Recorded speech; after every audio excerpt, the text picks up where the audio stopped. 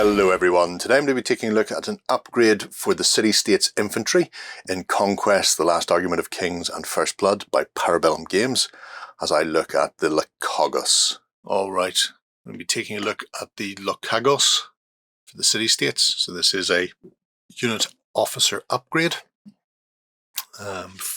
for either Last Argument of Kings or First Blood. It is a resin model. No activation card because it is just a unit upgrade. Bit of flash there. So we have a main body, sword, shield, helm, and what looks like a crest. There's a little bit of flashing. Actually, there's a fair bit of flashing, but it's a light type that I can just brush off. You should really clean resin miniatures anyway whenever you get them to remove mold release. So these will be taking a bath shortly. But on first blush, nice crisp cast. Can't see any slippage or defects on the cast. It's just that flash to remove. Oops. Cloak goes in there, or can be left off, which is interesting. That's not interesting, but some of the units that these guys can go into, so like the Gamma or the Thoracrites, one of the ways they distinguish them is the Gamma have cloaks and the Thoracrites do not. Otherwise they're very similar. Well, they are the same bodies and then just a head swap. So I suppose you don't have to put that on if he's going to be leading one of the units in particular. Or if you want to make him stand out and always want to put the cloak on, go right ahead. Some really nice little detail and features on them there. The shield is a Gorgon head, which is really nice. Shield sprue gate on the base end of the shield here, so they'll need a little bit of a clean up, but otherwise looks like a nice cast. Let's get all the flash off and get it put together. I'll be right back. Alright, the Lochagos is built with that massive monstrous Medusa-like or Gorgon-esque face on the shield. Beautiful looking figure, really statuesque. Comes in at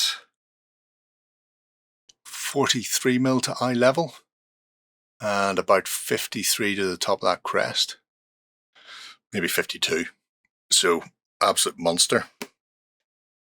The build was very easy. The only tricky thing was the crest on top of the helm. So I use a gel glue, I think a thin glue.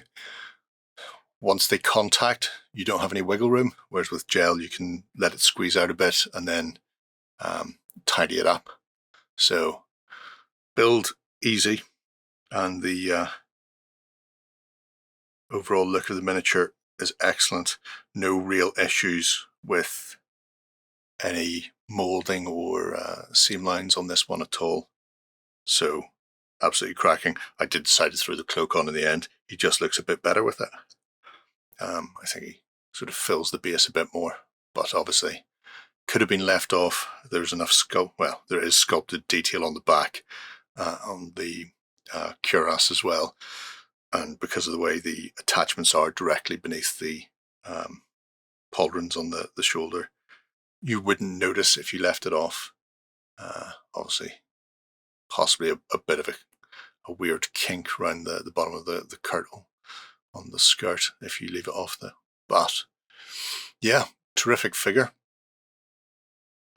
Great as a stand-in model for one of your warband leaders, if you want to run it as a polemarch or the Aristarch. It's a little bit different, but very, very imposing indeed. So absolutely terrific like that. Or obviously with the Lochagos' rules for the unit upgrade, he can be used to bounce some of those other warband leaders and heroes' special abilities and events a bit further, and also use their resolve, I think within 12 inches. So it sort of extends their sphere of influence on the tabletop across 2 units for a very cheap upgrade for your force. So there we have it. Absolutely stunning figure. For such a minor unit champion upgrade, I mean, it's completely unnecessary, but at the same time, I love it to bits. Once again, you could use it as some of the other bigger characters. So if you want your heroes and your warband leaders to look a bit different, so you're not having to use the same ones every time, then these are a great way of doing it. But obviously, if you want to run them as the Lochagos, which is probably not how it's pronounced, it's a great way of buffing units beyond, doubling down. For 15 points, you can double down on your warband's leaders, event cards, and resolve as well. So it's a good way of spreading those rules throughout your main battle line as well. But let me know what you think below, how you would plan on using it, or if you would use them as some of the other warband leaders and heroes within the city-states. Till next time, bye-bye. Go ahead and check out our other content on screen now. And while you're at it, why not hit subscribe and remember to ding our dong. Go on, you know you want to click it. Go on.